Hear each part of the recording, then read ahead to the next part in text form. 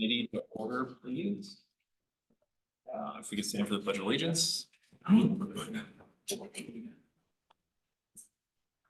Pledge allegiance To the flag of the United States of America and to the republic which stands one nation under God, indivisible, with liberty and justice for all.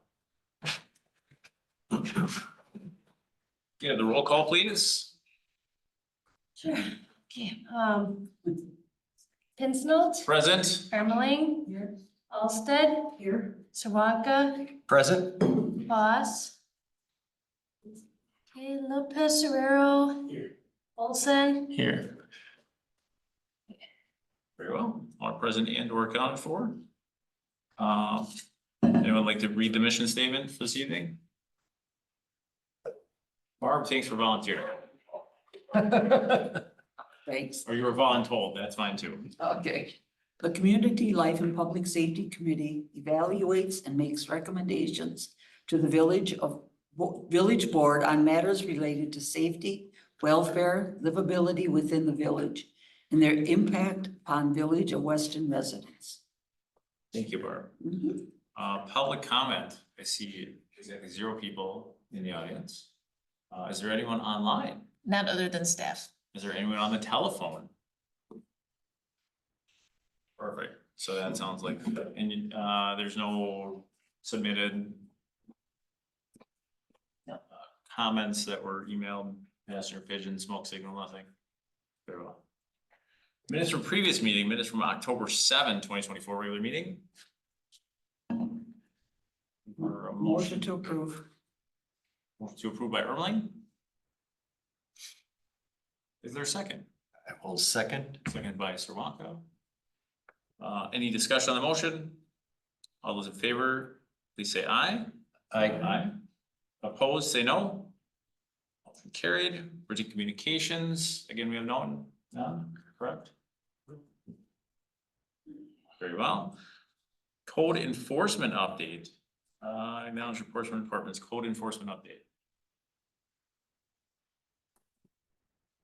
Just a report. If you have any questions? Is there a motion to acknowledge the report? Move to acknowledge. Motion to acknowledge by Louise. Is there a second? Second. Second by Andrea. Any discussion on the motion? I would like to thank whoever prepared the packet for turning it 90 degrees. You're welcome. Potential workplace injury. Any other discussion on the motion? All those in favor, signify by saying aye. Aye. Opposed, say no. Motion carried. Unfinished business discussion and or action on any further updates regarding future exploration of commercial building inspections program. Roman? Yep. When this went to print last week, I was hoping to have a confirmation as to a full-time inspector in the short term. I did not get a confirmation on that as of this point in time currently. So unfortunately, I don't have much to report other than we're still moving in the forward direction. Kicking a can, good. Okay. Anything else on that one? Perfect. Discussion and or action on proposed amendments to chapter 10 animals, proposed additions to village fee schedule, dangerous animals registration fee, dangerous animals after July 1. So after the last meeting, I took all of the suggestions and I believe we have updated everything that you wanted changed. In the process, I did come across the two fees that are there that are not currently in our fee schedule. And so those would need to be added when we update the fee schedule again later in November. So I'm guessing those fees have been there for quite a while, so I don't know if the committee wants to talk about raising them or if they're okay with them as is, but we are presenting the ordinance with the amendments to you, and then we would be asking you to recommend those fees be added to the schedule. What kind of dangerous animals are we talking So back, it was a long time ago. about? They're basically dogs, dangerous dogs. So if you read through the ordinance, if a dog bites someone and gets considered a dangerous animal, in order to keep it, there's basically some regulations that the owner has to agree to, and then they have to register the dog as a dangerous dog. Yeah, kind of vaguely. It was back probably the early 2000s. I think I remember Dean working on it. We don't use it very often. It may have been the one time that it got created. I'm not aware of any licensed dangerous dogs right now, but it is in the ordinance, so. Well, I just was wondering if you could have other dangerous animals at your. I think it could be, but it was loose, but it's typically a dangerous dog. It was back, I think, somewhat to do with the like pit bulls and things like that. What's all my questions? Did we put something in here about Carol Baskins? Or are we letting tigers in or no not? I thought I did. The dangerous. I'm reading animals. it again. I don't know if this is a different version. Section 10-205.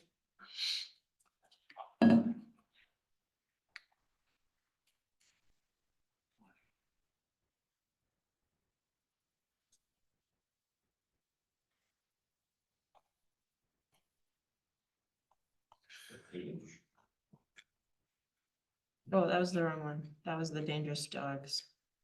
Oh, here we go. The certain creatures forbidden. Yeah, I saw like horse or mule or something in there. Donkeys, pigs, goats, sheep, chickens, any animals for fur. So as long as my tiger is not raised for fur, he's good to go. Says unless otherwise permitted in this code. I don't know how specific you want to get. I think if we're calling out forbidding creatures, it should forbid something, right? No, if alligators are good, that's fine. Alligators are good. We'll see you later. Or after a while, if it's crocodile, doesn't matter, but neither of those are in here.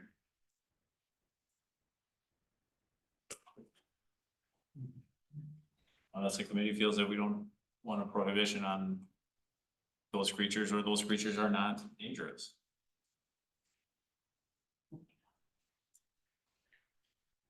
How would you word?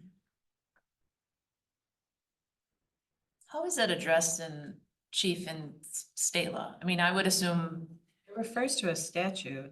fine, some of those animals would be, there would be restrictions on those. I don't think they're forbidden in the state of Wisconsin. There are states that they are, but I don't think in the state of Wisconsin they are. We're one of the few states that. Rothschild's is written a little bit different where it kind of spells out some of those animals.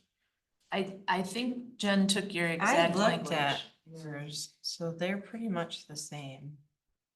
They did all the updates very similar. The 823.08 references Farm animal. farm law, essentially. So if someone has a farm, we can't tell them they can't have a pig, I guess. Right.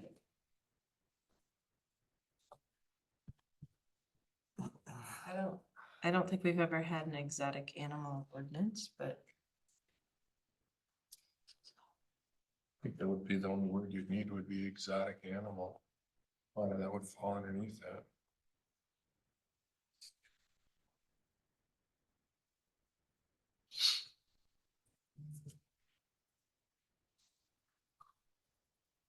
Maybe adding that to the list. You'd add exotic animals to this list on page 29, but then you just have to have a description, a definition, define what an exotic animal is. That's where you could say lions and tigers and bears, oh my, or whatever you put in there. Fur-bearing. I don't know how else you spell it out. all those animals. We do. Yeah, so Rothschild's has poisonous animals, apes, chimpanzees, bamboos, bears. Is that under the bisons, cheetahs. definition section? Uh, Under prohibited animals. Yeah, yeah, it talks about 195-28 prohibited and protected animals, fowl, reptiles and insects. I think we should put. Turtles flies are, in some there. turtles are, sea otters, and There's one that likes to hang out on this desk. That's good. we could add it in. 195. Yeah, 28. Oh, not there. 195-28. Elephants. Hippos. But the one prior to that, basically word for word. Prohibited and protected animals, fowl, reptile, and insect. Which is a larger section. That's where the full list is at. No, I've never- But it then does have exemptions for circuses and. Right. And stuff like that. It looks like what Jennifer copied was an earlier section of 195. Which is, Where's the amendment there? 10.137. prohibited animals, 195-2. In the Rothschild ordinance, it says no person shall bring into, keep, or maintain in the village any bees, wasps, hornets, poisonous snakes, horses, mules, ponies, donkeys, cows, pigs, goats, sheep, chickens, or animal raised for fur-bearing purposes. Well, now we allow chickens. We do, It says unless otherwise permitted in this code. that too. Okay. So, and then in chapter 195, further into their ordinance, there's a specific list of animals in Rothschild, which is quite extensive. Hyenas, wolves, tigers, snow leopards, sharks. One of those on my bathtub. Hippopotami. Does it have regular leopards or is it only snow We leopards? have. There's regular leopards, too. I do the whole list, it's Okay. okay. I was asking Baboons, for a friend. bears, bison, cheetahs, crocodilia, constrictor snakes 6 feet or more in length, coyotes, deer, elephant, gamecocks, and other fighting birds, hippopotami, hyena, jaguar, leopards, lions, lynxes, monkeys, ostriches, Nice. piranha fish, puma, rhinoceroses, sharks, snow leopards, swine, tigers, wolves, bees, wasps, and hornets, poisonous insects, ferrets, skunks, and raccoons. So, Doesn't cover alpacas, llamas, and camels. no, they're fine. Those four-legged spitting creatures are fine.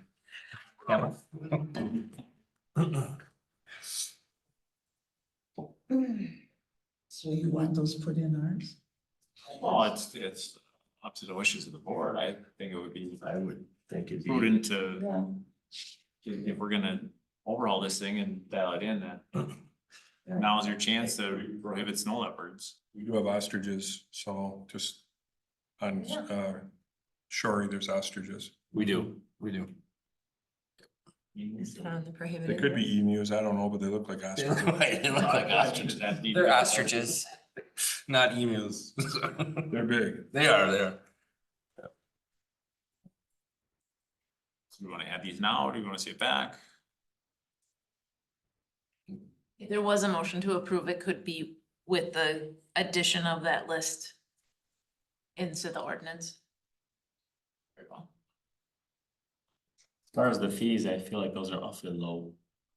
I mean, all the dangerous animal restrictions, I mean, let's be honest, the point is we're trying to induce people to take the dangerous animals somewhere else because we don't want them here. Which is why, you know, insurance is required and all those different things like, I think that's remarkably low for what is just, what the number should be, I don't know, but that just seems low to me. I mean, I think at least, I mean, it's like 250 would be like. I mean, an animal that's already bit somebody or somebody, another animal or, I mean, ideally we.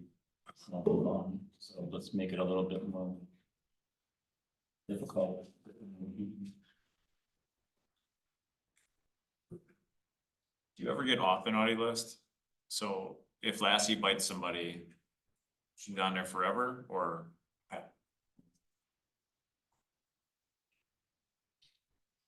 I think you might have to put an exemption in here, anybody that is grandfathered, because you're gonna have those We don't have anybody right now. Oh, for, ostriches. you're talking the Yeah, Or is that where the farm thing comes in? Cause it is on could be. how they're I know zoned. someone that has, I don't know, what is it? Not ostriches.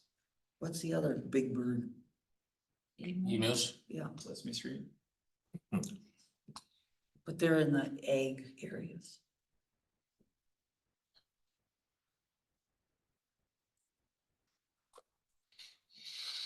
Yeah. I definitely suggest, the dangerous animals, like moving that up to 250 or something, where You know what I mean? the furry people. And then do you want the And adding. half, the half a exotic- year, then half of that? Yes, 125? Yep, or, yeah, is that high enough? I'm fine with prorating it to whatever half the years of the number we. Okay. Yeah, I just think it needs to be bigger than that. Do we have any dangerous animals currently, Jennifer? Not that I know of, no.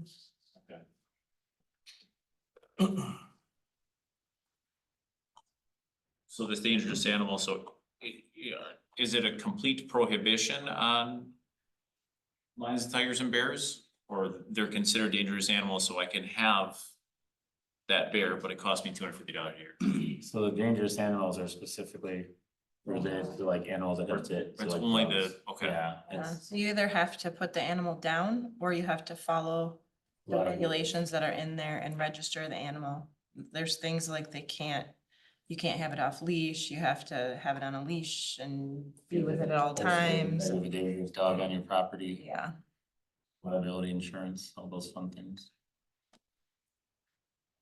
But if they had I have it up on the screen, there would be an appeal, so if they did have a dangerous animal, they would come here to appeal. What they was shared with them that they would need to find other placement for the animal, or that it was dangerous and would need to potentially be destroyed, they could appeal that and it would come through this committee then.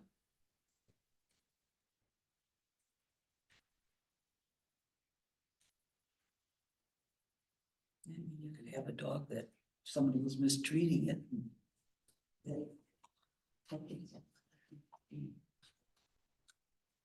But the other list would be totally prohibited, you wouldn't be able to, yeah. Thank you for the clarification. Okay, any other discussion on that one? What do we got down here? Go ahead. So under definitions, so it's page 1 of the ordinance document. Okay. Under animal, dangerous, it says means any animal that is declared to be dangerous by the humane officer after a temperament test has been conducted on the animal. Or as defined by section of this ordinance. But then later. Gotta find it. It later talks about that it's the chief or the chief's designee that declares a dog dangerous. So I don't know if we should have that first part switched to chief or chief's designee as well, instead of humane officer, or if you want both of them as humane officer, to cover the officers that are trained as humane officers. Would you want that to be like your final decision that you're declaring it, or your designee? I've had 3 of them in my career so far in Rothschild. And all of them have been eradicated out of the village of Rothschild after that. So I would prefer to be in it because I'm the one that gets stuck taking care of the enforcement on it. So under page 1, probably that definition under animals dangerous means any animal that is declared to be dangerous by the chief or the chief's designee. I think. That's good. Pretty common language in that area too, to say if an animal has been declared dangerous by any other jurisdiction, it's considered dangerous automatically here. Is that in there somewhere? I've been looking for it now, cause I just thought of that, but otherwise you end up with these situations where, Wassa declared the dog dangerous, so they move it to Weston. And it kind of gets hopped back and forth, so if it's not in there, we could probably include to that definition that if another municipality has declared it dangerous, it's just automatically dangerous here in the village of Weston. Good call. And would that read municipality or that would read police department or both? I mean, every jurisdiction does it a little bit differently. Both the ones I've worked for, it's always been the police chief or the designee. that declared those dangerous, but it was always, the definition always included, like, if anybody else in Wisconsin said that that dog was dangerous, it was dangerous here too, no matter what. Declared dangerous by Any other municipality, then it's dangerous here. Is there a way to track that? Like, if somebody moves from Wausau to here that? The health department tracks it. Yeah, for each county. Every bite's reported to them and they help track that. And I've always worked directly with them.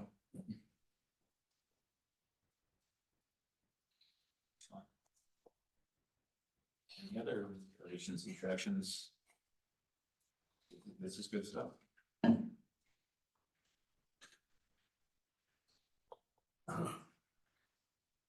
Motion for, let's see.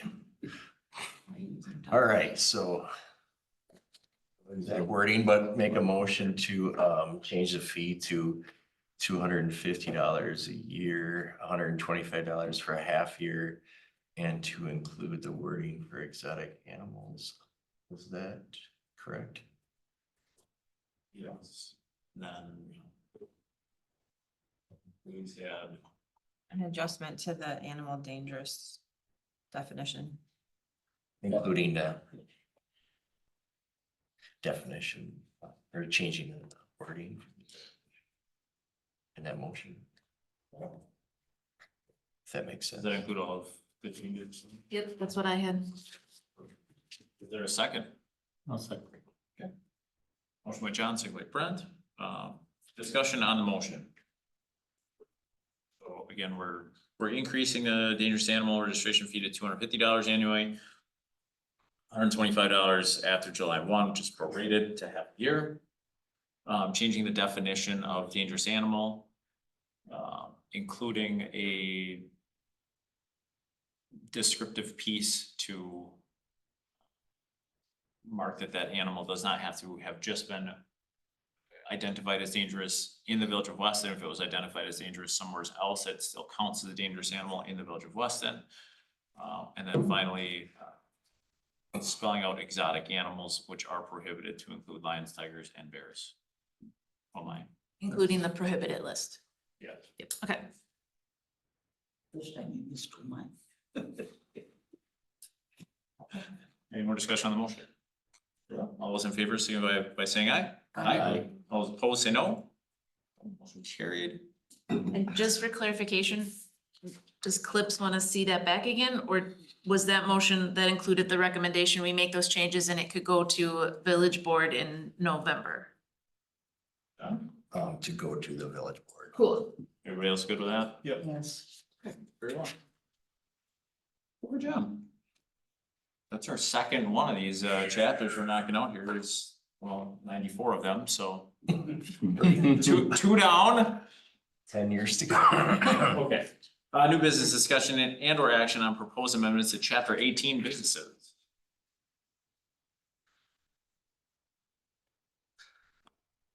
Who wants to go first? Anyone find anything in business? Needed a partial ways, almost need to take a shower after reading some of these. When you're done, but, so. Couple things in the emergency alarm system. There's that, and then there's also the fire. On the emergency alarms, that fire suppression also. Which page are you on?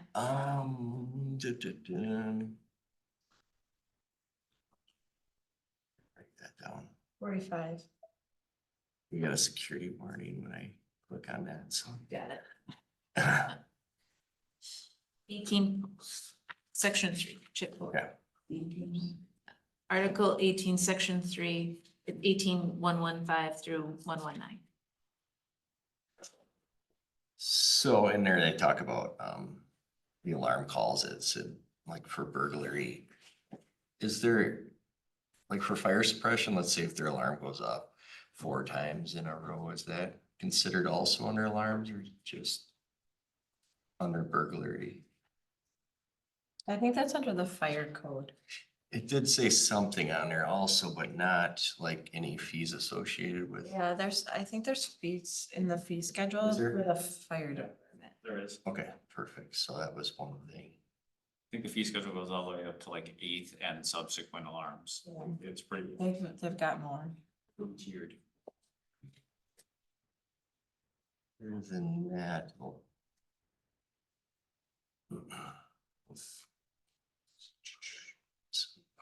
I guess this application, section 18.109. 18109. This is just they've got village clerk treasurer, there is no such person.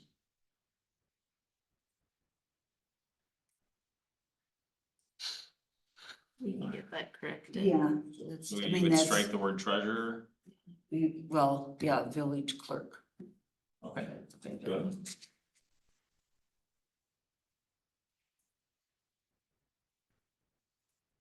Any more on that one, Barb? No, unless, I was just going kind of, Okay. that was the one that kind of just jumped out. I was. Louise, Andrea? What do you thought? It was big in the fire, or the alarm section, and now I lost it. It was on page 45. It's just a couple of nitpicky Okay. in the definitions. It's actually on page 46. I just wondered if the alarm system definition could be maybe either made into a bulleted list or made into 2 sentences to make it a little bit more readable. You know, listing the types of the types of situations in one sentence, and then the second sentence would be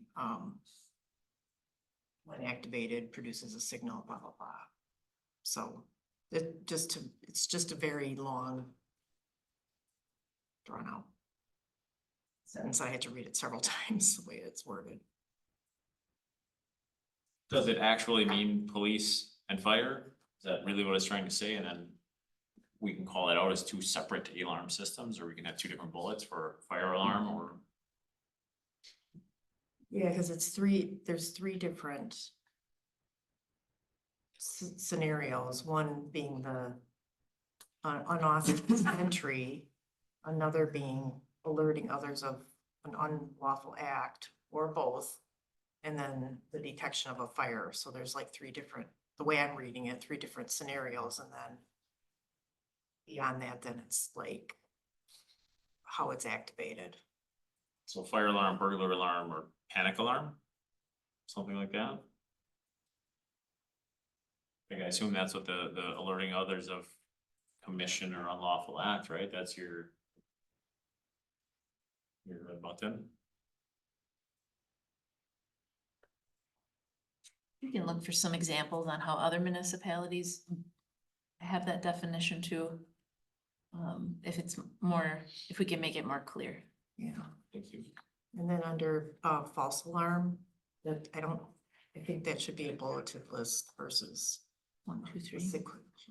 Yeah. That was it. Good. What else?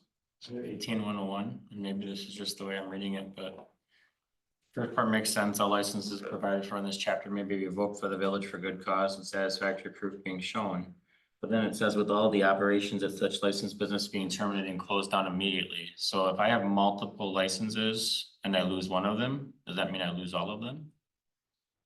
Or is it license by license? I could be reading it funny, but I've read it like 10 times and I'm not sure.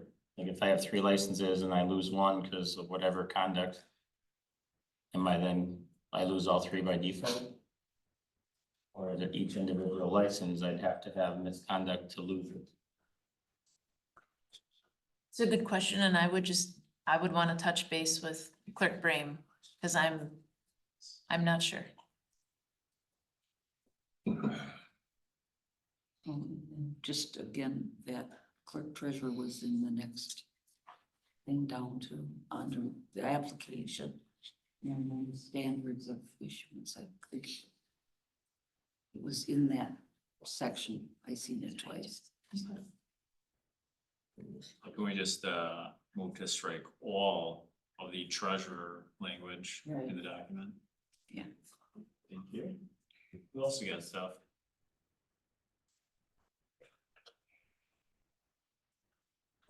I don't know if I particularly have anything, but I just, maybe for discussion, like.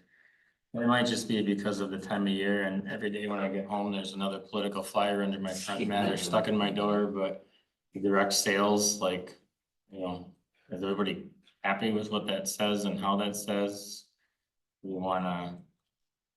Minimize that even more, Are we 18 by 120? 120, 121, yeah. That whole section, I just was, as a, needs a discussion, and again, like I said, it's literally every day, I'm coming home and there's something stuck under my mat or in my door right now, and I realize that will pass, but And those aren't. people don't direct sales, technically yeah. don't count, I know, Yeah. yeah.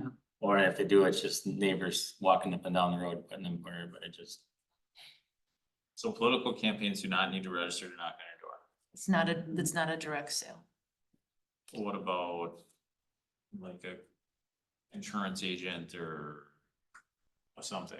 Vacuum sales. Yeah, they're selling good. yeah, insurance, life insurance, yes. Like we had a solar company, those would, encyclopedia sales. It's not a thing anymore. So even through a commercial location, right? Is that? What was So even that? a commercial location, so the guy that comes and knocks on my door or pulls me out from under a car to sell me insurance. He's not permitted to do that in the village of Weston without a direct seller's permit. And direct seller would be, I think it's. When we think about it, it's home to home, so it wouldn't be businesses. It wouldn't be, Does it say? it does say direct seller business is any individual business entity of type. I know I had a guy come with a big old truck that had steaks and roasts and I could get it at a really good price. And I'm going, do you have a permit left? Yeah, I mean, our situations where we've been contacted about them, they are going to residents, they're not going to businesses, but it's a good question, just that we clarify. 18.122. I'm sorry, let me back up. 18.118. Paragraph 2. Do we need to include this stuff in the fee schedule? I know we have fire alarm fees, but is there a police department alarm fee in our fee schedule? I think they used to have their own fee schedule and their stuff wasn't on ours. But I just don't know, do we need to reference that since there's a fee here? I would have to look at this and see, I think it's in there just like this though for alarms. Yeah, I think we only had, Safers because of it being Weston Fire for so long. I think it just kind of stayed in there I think the police department was the one reading the tickets. for them. Mhm. Yeah. But that goes through the bond schedule. Off of this though. Yeah, from. Maybe that's why they were listed in there as a section too, instead of. I have to check into that. Scheduling. Thank you. 18.122. Any person selling or offering for sale a service unconnected with the sale or offering for sale of goods. What does that mean?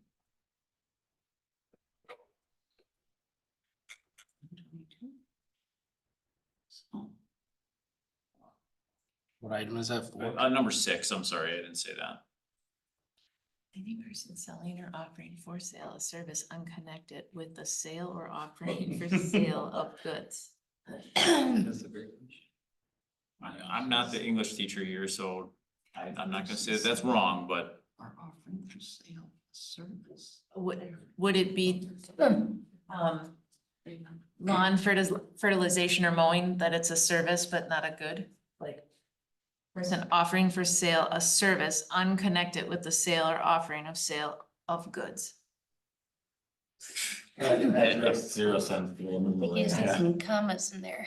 maybe if we could just send that back to the English department and have them dial that in a little bit. Yep. Thank you. 18.126, one delta. 1 delta, we're on page 52.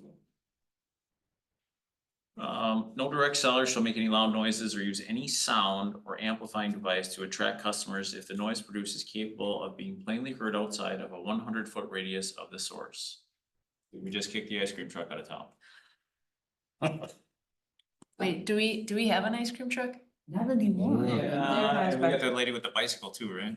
Yeah, there's been ice cream trucks. So with this in here, that's a no-go.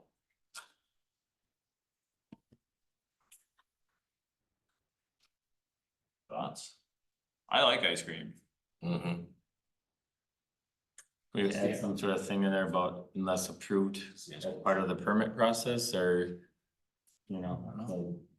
We wouldn't, in that case, if they, the only way we would be permitting an ice cream truck is if they were selling ice cream on municipal property, otherwise they wouldn't need a permit.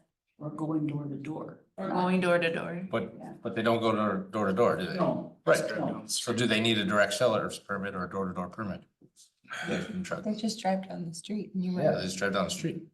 Right. Playing loud. And so because they don't have a direct seller's permit, then it doesn't matter that, I'm asking the question, I don't I know. don't know. It may not have been changed because we used to require it, so, I mean, that's only been changed within the last couple of years. That they didn't need one. Prior to that, all vendors did. So do you think we should strike this, or do you think this should get changed, or it doesn't matter because they're not a direct seller? I think it doesn't apply because they're not a direct seller. Very well. Ice cream it is. 18.133.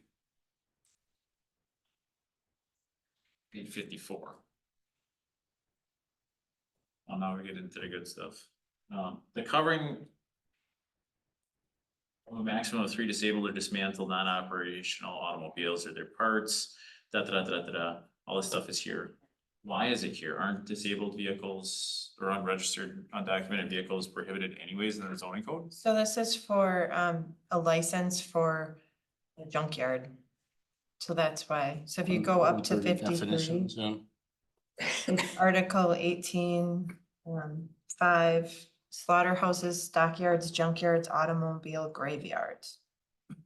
So there's a special permit that the junkyards get from, it's a special license they get. Yeah, no, I get that, but no one's gonna open a junkyard with 3 cars. Like if you have 3 and they're under a tarp, it's okay. And you don't need the license. Isn't that what this is saying?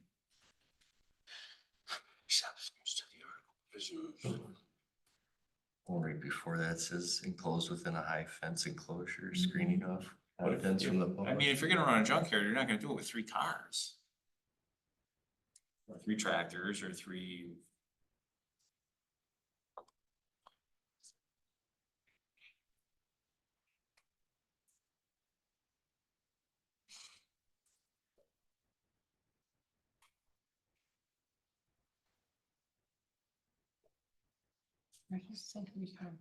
It says the covering of a maximum of 3 disabled or dismantled non-operating automobiles or their parts and or items of disabled farm, road, or other machinery by a canvas, canopy, or other covering that completely excludes them from view of the public by any person shall take that person out of the purview of this article.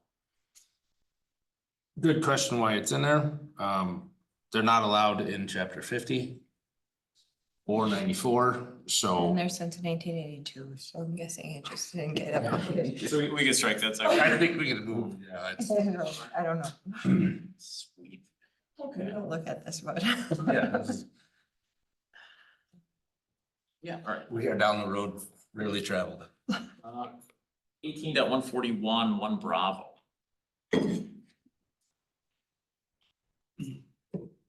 Bravo, page 58. Oh, this is. Only one non-flashing business sign clearly identifying the establishment as a massage establishment shall be posted at the main entrance. No description of services written pictorial shall be permitted on such signs. Square footage shall not exceed that permitted in the zoning district of which the establishment is located, or 18 feet, whichever is less. Can we define 18 feet? Is this 18 square feet, 18 feet tall, or 18 feet long? One side, both sides, all sides? Just getting down there, what is that?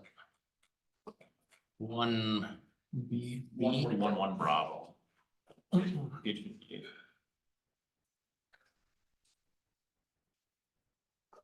I'm assuming it's 18 square feet, but it doesn't call that out, it just says 18 feet, so. The 18-foot long sign might be encouraged if one has read this.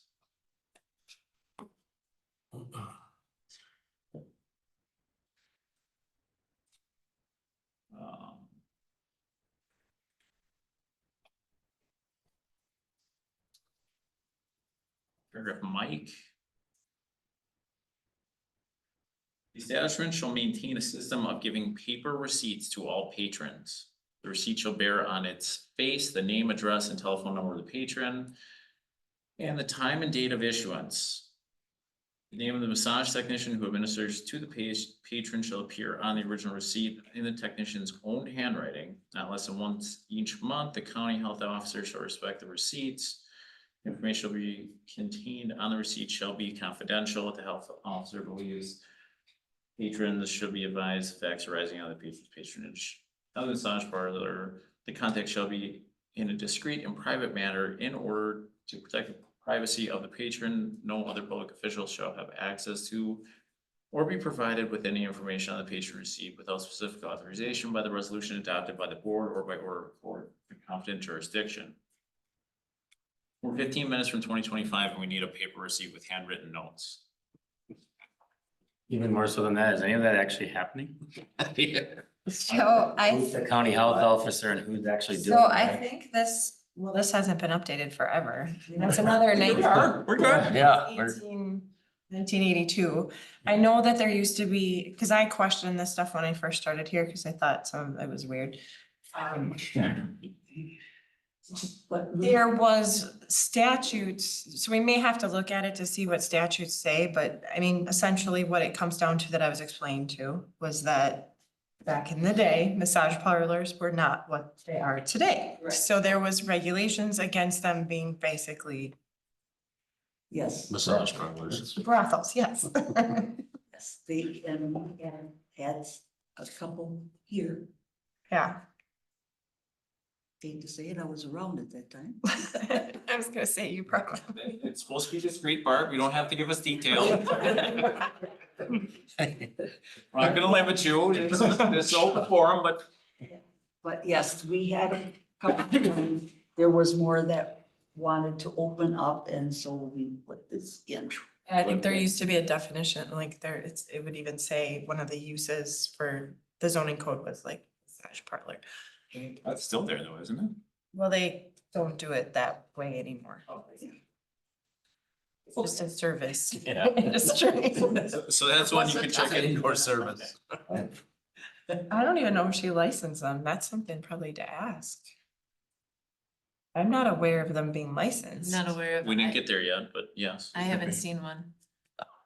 We're still operating. That way.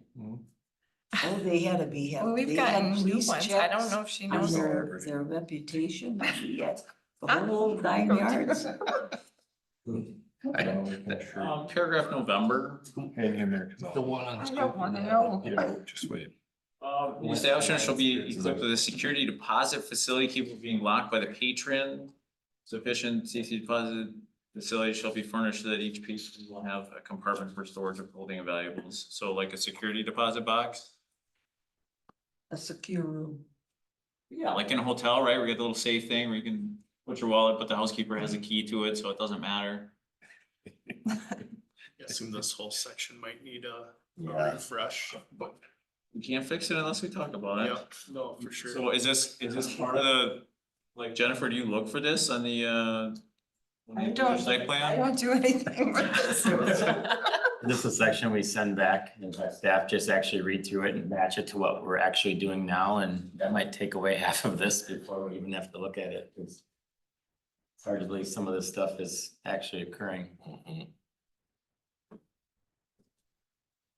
We can take a look at it.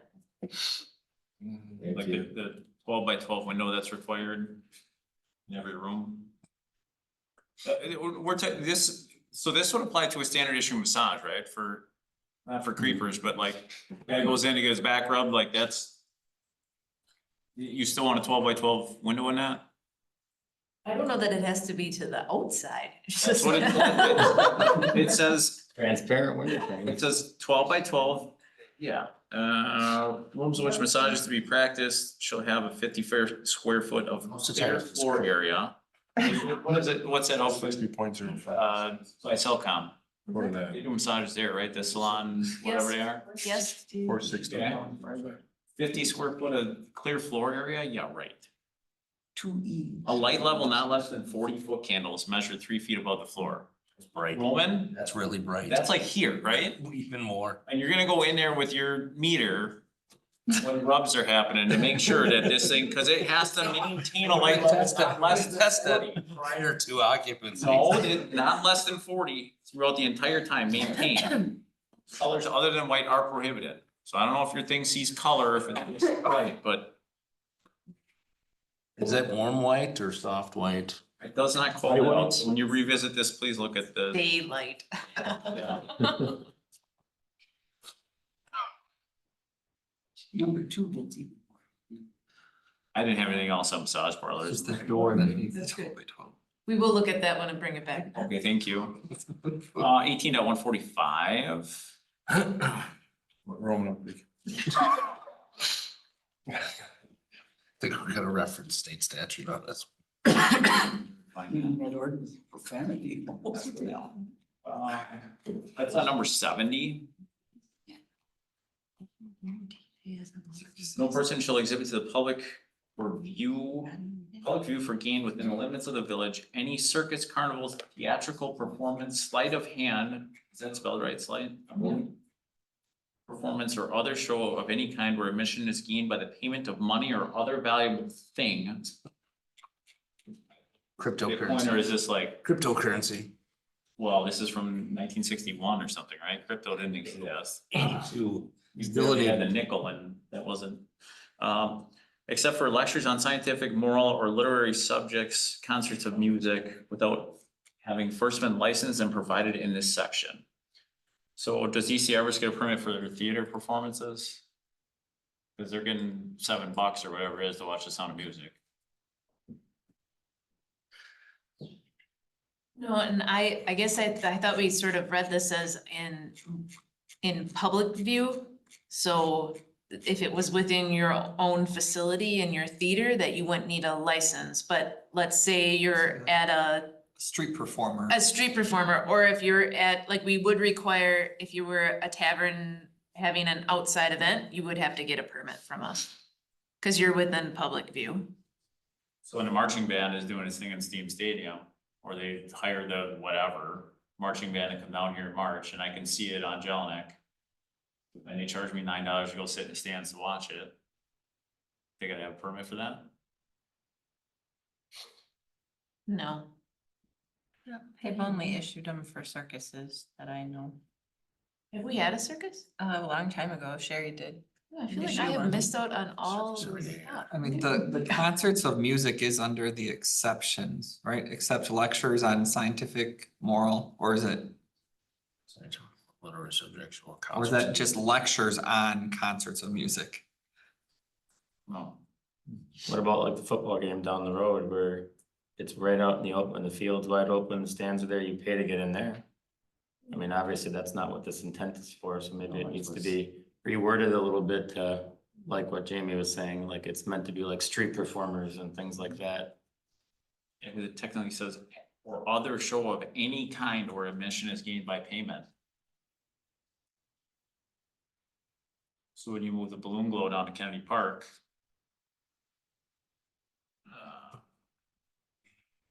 Yeah, need a permit for that. Okay, 18.148, paragraph 3. Should be unlawful for any person or persons to operate a mobile food vendor on public property. Except as provided in this article and without first having obtained a license from the village clerk for each property a person wants to locate. So not picking on the police department here, but for the Monster Bash, I'm sure the Optimist didn't get a permit to run their food truck there, right? I'm not saying that they should, but that's something that's, how do we, I think we need to have some kind of an exemption for Or like the food trucks at the Green Heck Turner Community Center when they were doing their grand opening. I doubt they got a permit for that, but technically as the way our thing reads, we need to have that. Unless we put in some sort of exemption for those vendors who are invited by the school for an official school function.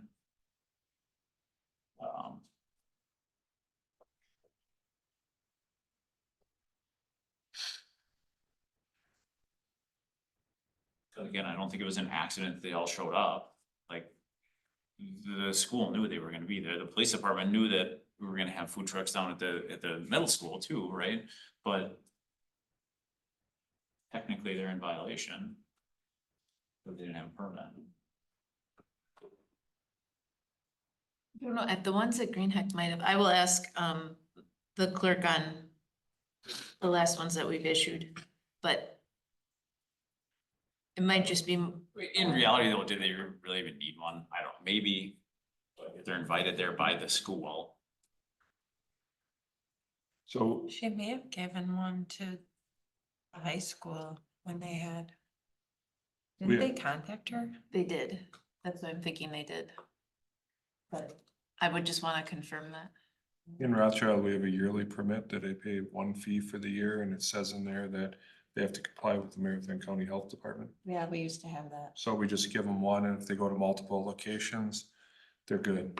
That way we know who it is and that they're complying, and I think it's $40 or $50 a year. That was removed in 23. That might be an easy solution, because like Everest Optimist goes to multiple 21. locations. They pay one thing fee, and then they have to comply with Marathon County Health Department. Just removed, yeah, we just just. strip it away. We had it, but it was maybe a little too restrictive. So we peeled that back to basically all private property, you don't need a permit. But public property you do, right?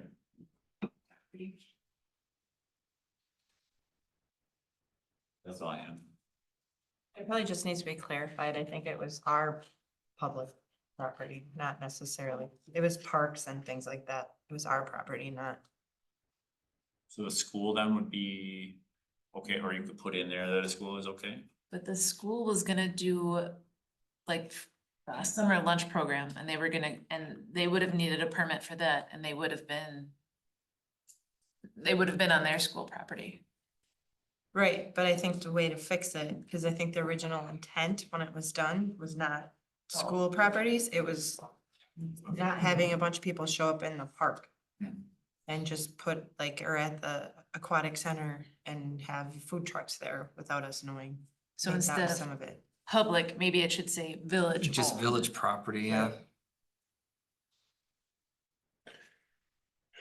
Okay, I had one more note, and this is not in any way related to any real situation that may have happened in a previous place of employment. It's completely hypothetical. But looking at 18-124 2C, it says in the case of application for registration as a direct seller, the applicant was convicted of a crime, statutory violation or ordinance violation within the last 5 years, the nature of which is directly related to the applicant's fitness to engage in direct selling. What does that mean? So the reason it hypothetically came up, of course, is in Wisconsin state statutes, for example, with alcohol licenses, it gives you a very specific list of what you can approve or deny those licenses based on. It spells out for you, these are required. So say I'm selling Kirby vacuums. What is considered fitness to engage? Armed robbery, felony drug dealing, child sex offender? Because I would say none of the three of them have anything to do with selling a vacuum, but I don't want any of the three of them on my doorstep licensed by the village to be there. So it might be something to think about as far as what are we basing those on? Since we don't have the statute to fall back on, it's like with alcohol licensing. The only thing we have to fall back on if someone were to challenge that is what's written in our municipal code. And I think it's way too broad to say related to their fitness. Cause I mean, again, think about who you want in your neighborhood. You want certain types of offenders, knocking door to door, selling children's books. Those types of things, and I mean, those jobs are not generally very high paying jobs, so unfortunately they do maybe have a higher percentage sometimes of applicants that may engage this section of this, the ordinance.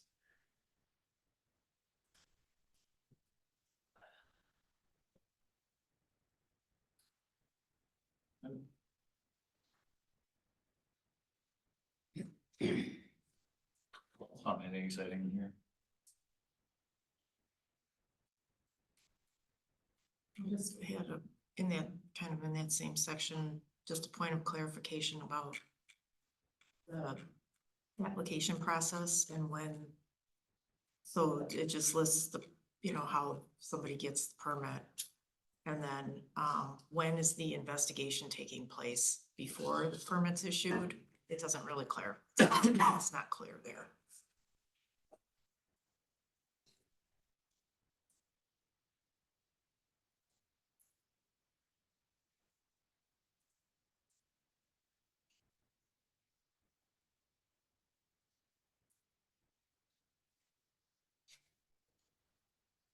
What is our cost for a direct seller's permit? I think I asked that in the board meeting. Is it like $5? No, that's a daily, I forget. One day, I think. Yeah, I'm trying to, we'd have to just look at Does the fee it, does schedule. it cover the cost of the background check? Yes. Okay, thank you.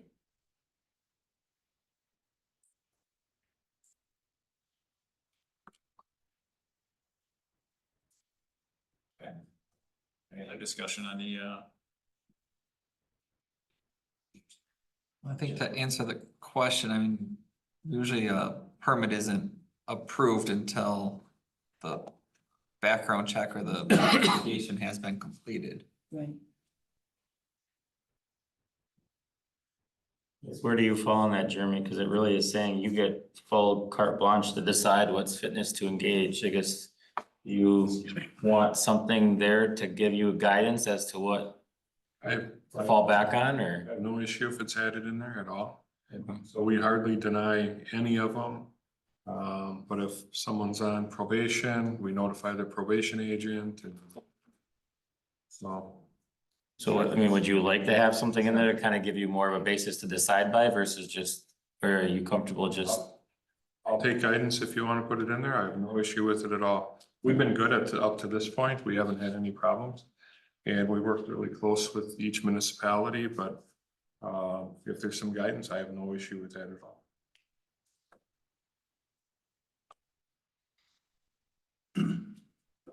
So just for example, when we get some people with permits, we will call them directly. Maybe they owe us money. Maybe they're on probation. Maybe they've had some violations in the past, and we'll have conversation with them and say, just so you know, we know all this stuff and we'll approve it because we want you to work. But if there's another violation, then we're gonna pull it. So we've done that. But I don't want sex offenders running around to people's houses. Well, I was gonna say that would be my. I mean, I don't want. hypothetically, like, there was a situation like that where over half of the people who were employed by this particular company had violations of that nature. And then it became hypothetically an issue of denying all these licenses and basically telling this employer, like, we're not letting any of your people in our neighborhood, but you can apply for direct seller permits if you want. And then we kind of found there wasn't more of a basis than just the same language in here of just, well, whatever we determine is related to their fitness to engage. So like example, like with alcohol licenses, if you're a convicted felon, you can't have one. And that's written out in statute, like it makes it very clear. So that's why I was just throwing out there for discussion. Do we want to be more clear here with, you know, whatever it might be? I'll take it if you put it in there. do you have a recommendation of dates? I do not at the moment. I mean, I can put some more thought into it, but I think there's some like restrictions we can put on it, but still be broad enough to allow, you know, those one-off situations. You know, you can say, instead of maybe just saying convicted felon, any felony crime against a person, or, I mean, there's 1,000 different ways we could go with it, and maybe that's a discussion we can continue at the next meeting, but I just, you know, if somebody challenges it, and then it gets, I'm assuming you can appeal it to the board, right? I would presume. What is that decision then being made on, or what protects the village from someone saying, well, that's not what it says, you know, this has nothing to do with what I'm doing to direct sell, so why would me being a armed robbery conviction, I spent 30 years in prison, have anything to do with me selling Kirby vacuums? And what would we base that on? Cause we don't have a statute to fall back on. I'd be more concerned with sexual crimes that. I mean, And that would Probably be, put something in there too, like. yeah, and that'd be crimes against persons, like any sort of, you know, felony crime against a person where a Right. person was a victim. I mean, it's just how everybody feels on it, but I just think it's really vague how it is right now. well, probably that wording would give you a lot of leeway. Yeah, I would, because you could still consider some like felonies that are nonviolent, you know, where Right. people had mistakes, you know, whatever many years Right. ago or. But it would keep out some of those folks who I would say we'd all not want in our neighborhoods. At least But not that next door. wording would be good. Huh? That wording in would be good. Oddly enough, I looked up Wausau's municipal code and the exact same language of fitness to engage in direct selling is in their ordinance as well. So who knows where Well, that phrase comes from? as far as Hypothetically, fitness it to just, engage. it's never an issue till it's an issue, right? No, And I'm all of a just sudden saying It's like, yeah, it's clearly coming from somewhere, but who knows what it actually means, fitness to engage. What's your massage parlor outfit look like? Could we, is there something in there that you can put? I don't know, any interview with the chief of police or something? Because it sounds like we're already doing that, right? We don't have that specific wording in here, but. It sounds like it's crystal clear when Chief Hunt reaches out to these people of. You know, we see, you got a black guy here, but. We're gonna work with you, but we know all of the things, we see all of the things. You need to behave yourself. I don't mind the wordage in there though, because it does make it easier on my end of it. Sometimes it's black and white a little bit, so I kind of like that. well, it just gives you something as a basis, because I mean. You know, No, what was your wording? It was, I mean, and I'm not like married to this by any means, I just meant to kind of start the discussion, but. You know, some sort of a prohibition against any felony crime where a person was the victim, or like a violent crime, or, right, you know, like. Something that would take away at least the violent aspect of felony offenders. Cause again, like, I mean, everybody lives in our neighborhoods, but the difference between living in the neighborhood versus. Knocking on all the doors as sanctioned by the village. right. I mean, cause that's the big piece there, right? We're getting them licenses, we're sanctioning them as okay to be doing that. And if something bad were to happen, again, where does that leave the village hanging? So yeah, maybe something along the lines of there, start with that, like. I mean. Probation parole, I'm assuming, chief, when you call probation officers, do a lot of their people get told no by them? Or do they, a lot of them allow them to do it still? I can't say we've ever had any that have been denied. But sometimes it's against the rules of probation. That's what I'm saying, so probation will say no, but we're not saying no, so to speak. Correct. There's a quick Google search in state statute 111.335. I haven't gone through all the references yet, but it does, under discrimination and licensing, reference the ability to allow an individual to show evidence of rehabilitation and fitness to engage in the licensed activity. So I don't know if that's why, you know, that wording specifically is in there. Because I know you can be sued for discrimination too. Because you're not allowing them to. And I Make a think that living. becomes, when that where it comes in though, is at their appeal, if they appeal to the board, then the board can consider. Mhm. Have they rehabilitated themselves? Have they, you know, done X, Y, Z to allow them? Allow them to still have that license?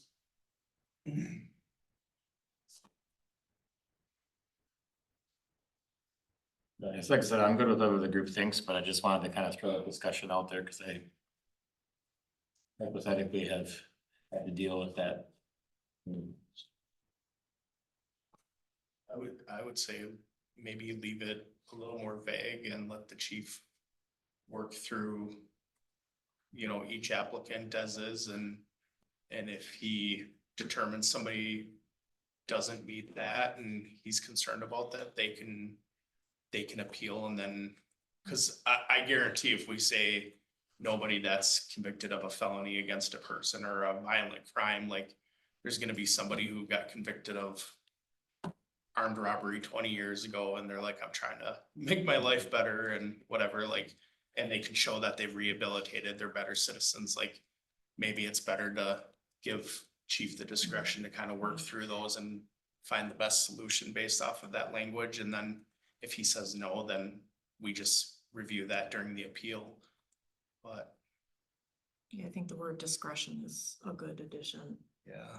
the chief's discretion. it's definitely a hard one because there's not a catch-all for these things because everybody's a little different, and it's the same thing with the liquor licenses where. Yeah.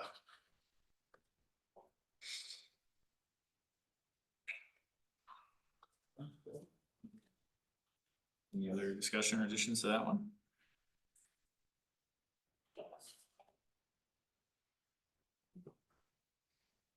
So no action taken on it tonight, right? We'll see you next time. Perfect. Which is not in November, it's December now, right? Right. The actually our November meeting. The Good thing I'm wrong. daylight savings bonus for you. Hmm. Alright. Number 10, discussion and or action on procedure for residential speeding concerns.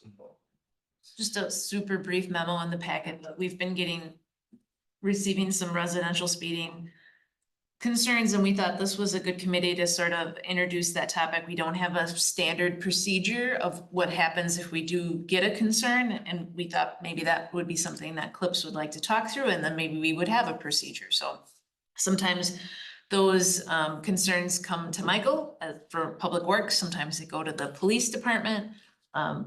Sometimes people just want to talk them through and then they feel better about them. It runs the gamut, but maybe just introducing the conversation and seeing what some of the committee members thought. I mean, I guess like, if I get a call about speeding, I generally do contact the police department and let them know, citizen called about speeding on X road, and sometimes we put a speed trailer out or, but generally the request is to either lower the speed limit or to add more stop signs. The village's Clips committee previously, through, that more or less, the adding the stop signs, was, that generally just adds in the issue, because then people start running stop signs or creating a false sense of security. I know we talked about this at Public Works in the absence of a community life, public safety committee in the last few years too, so Luis spent on that. But I know neighborhood information, and I was thinking maybe that'd be something too to throw out. It seems like a lot of times people speed in the neighborhood to get to their house. But, so they slow down maybe on their street, but they're speeding past, the other people's houses to get to their one house. And like during neighborhood meetings, things like that, when we've reconstructed streets, when people complain about the speeding, that is generally a concern that comes up, and as we talk through it, generally is acknowledged that, yeah, okay, I probably do myself speed a little faster, not me, but like, people, as they get off that main road, if they're coming off Schofield Ave going, 40, maybe they don't slow down to 25 as they hit that first road. But then by the time they make the second or third turn onto their street, now they're going 25, and, they realize, oh, maybe I am part of the problem that I speed past you over there as I get to my house, so. But in general, I don't know, we haven't really truly, had maybe a formal complaint procedure. And sometimes I think people do just want to vent or, but anywho. I guess I don't know what to necessarily always do. Do we just keep saying, okay, thank you for your information? Do you guys want to know where we're getting speeding complaints? I guess, does the police department think we have a speeding issue in places, or? We always have a speeding issue. Every time I get those emails, I forward them right on to everybody in the department, so they see what people are complaining about. And I don't care if they're anonymous, they get them all. So, and I have no issue with it, so I'd like to know. If we have complaints in an area, just tell me so we can concentrate on it. So I've worked in law enforcement a long time and some areas get missed from time to time. That happens. And so if we get reminded, then we focus on it. So all good. But you're right. Usually the one that complains is the one that's speeding. Then they get caught. Then they get Usually the caught. first one. That happens a lot. Hmm. Then they get mad when they get their speeding ticket. Right. I just always remember there was one resident that was very adamant that this one road past his house needed extra. And I happened to live in the same neighborhood as this individual and I followed them home from the village board meeting. And couldn't help but catch myself also going, you know, about 15 over the speed limit as he was pulling away from me down the road that had the concern. It was just before it got to his house that he was okay going well over the speed limit. And, I just like relaying that one because sometimes you don't realize what you're doing. You just realize what it looks like past your house, not how you act past everybody else. I think it makes sense that, you know, the complaints are initially all forwarded to the police department so they can try to assess them and see, you know, is this the typical morning and evening rush hour and we're just trying to show some presence and remind people that we're in the area? Or is it like, man, this street does have people kind of cruising and maybe we need to look at it from an engineering standpoint or public works standpoint, because sometimes those roads do pop up. You know, when we reconstructed Weston Avenue, all of a sudden it turned into a wider road that people like to cruise on a little bit more, and sometimes it just takes some enforcement presence to remind people. So I think from my perspective, I think it's best that it initially goes to the police department, and then if the police department itself, through their enforcement efforts, see like maybe there is kind of an issue here, then they could reach out, you know, probably to you.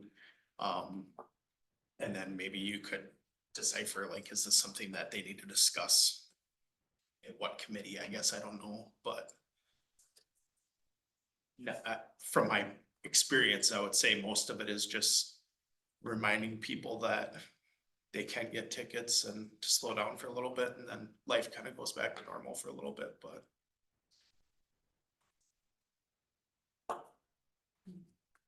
Well, in my case, I had people in my neighborhood knowing I was on the board complaining because I don't know if their cars are necessarily exceeding the speed limit, but when they come around off of the main road and come up to that side road, they punch it.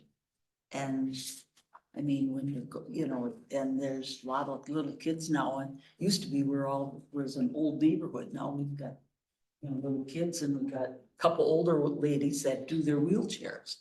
And they because the way those cars are coming at, you know, but they did put up a speed sign, and it seems to have gotten people to realize that maybe there is a speed limit on this road, you know, but they still, and well, UPS and even the buses, they punch it because they know they gotta go down the end of the road, but I don't know if they're necessarily speeding, but they're definitely not driving safely, you know.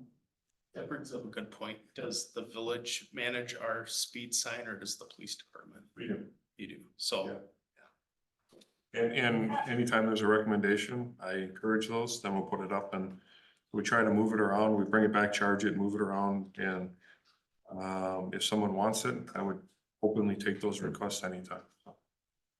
I think the one person must have figured out that I was the one so often, vroom, vroom, as he passes my house, but other than that. I agree with Louise. I think this is a situation where if we create a procedure, we might invite more complaints. And also, if we create a procedure, then the chronic complainer is going to expect that procedure to be followed every single time. And I think that might cause a lot more staff time and work than it might become.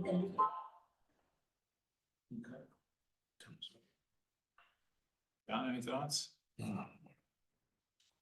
Guessing they're probably speeding through Weston to get to the massage parlor.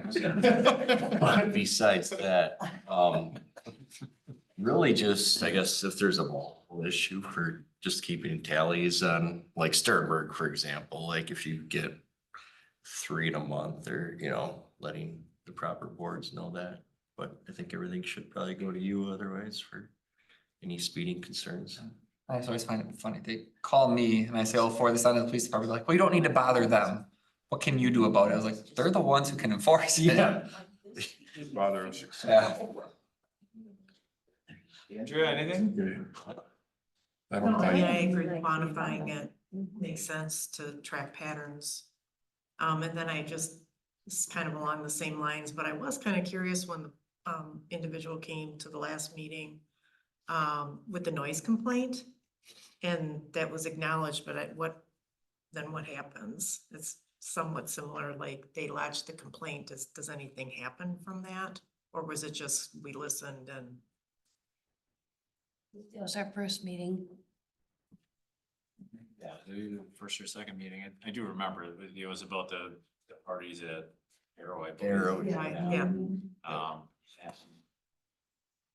The gentleman has subsequently moved from that residence. somewhere else in Not Weston. because of the noise. Not because of the noise. No, literally the next week he put a for sale sign in the front yard. But to somewhere else in Weston? I didn't ask him, Okay, but yeah, so it may be a dead issue. I mean, I guess the way I see it is, there's 16,000 residents here. There's one person that has a problem with speeding down Sternberg to get to the massage parlor. Maybe it's not a problem. But if there's 30 cheeks and seats out here, I want to look at it, because we already have policies and procedures for that, right? We already have, the quiet time is 10 o'clock-ish.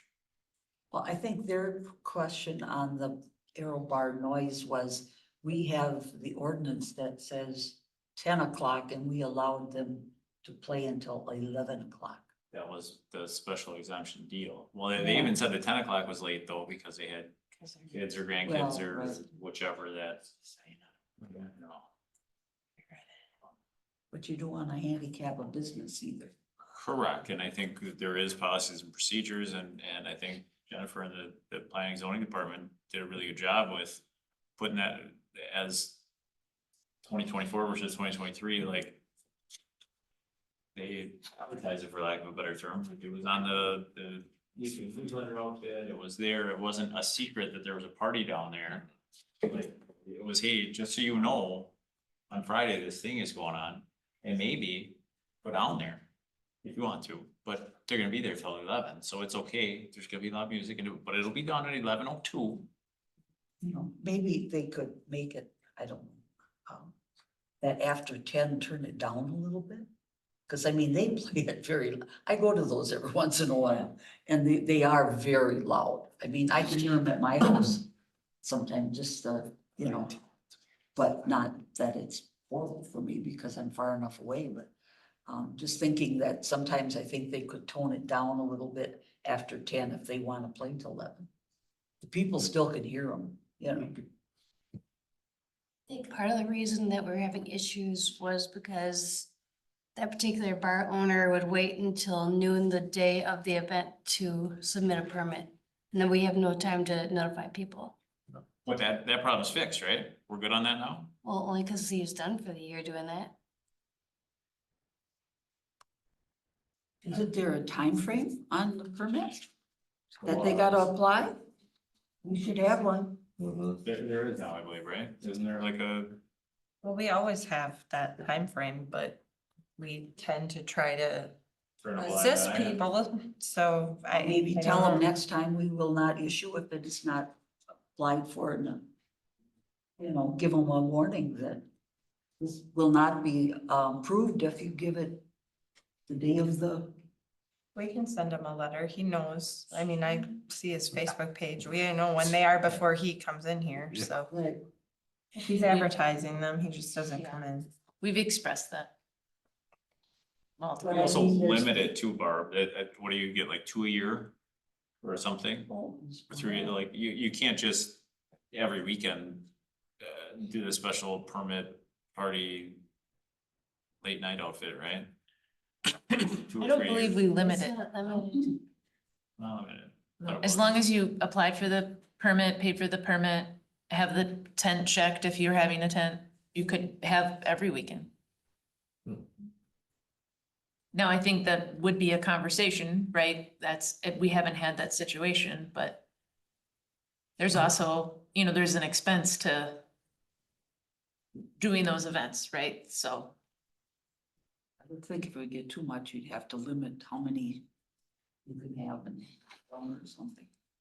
You know? Wondering if maybe we wanna, since we're not technically agendized for that, No. maybe we wanna have a discussion on that at a future meeting to maybe discuss like the time frame and stuff like that, if we wanna just evaluate that and see if it's something we wanna review. I think that's the zoning code, isn't it? Special. So anything else on speeding concerns? just a synopsis, then what we heard is, if the call does come to us, encourage them to call the PD, that they would not be bothering them. Otherwise, taking the information, emailing that to the PD, to chief, copying Public Works. PD would track if there were any trends or patterns, and those would be communicated back to Public Works if by chance we weren't seeing all of that correspondence. But that's not necessarily an official written procedure. That would just be staff practice if we received a call. Keep doing what we're doing. Okay, announcements, anything to announce?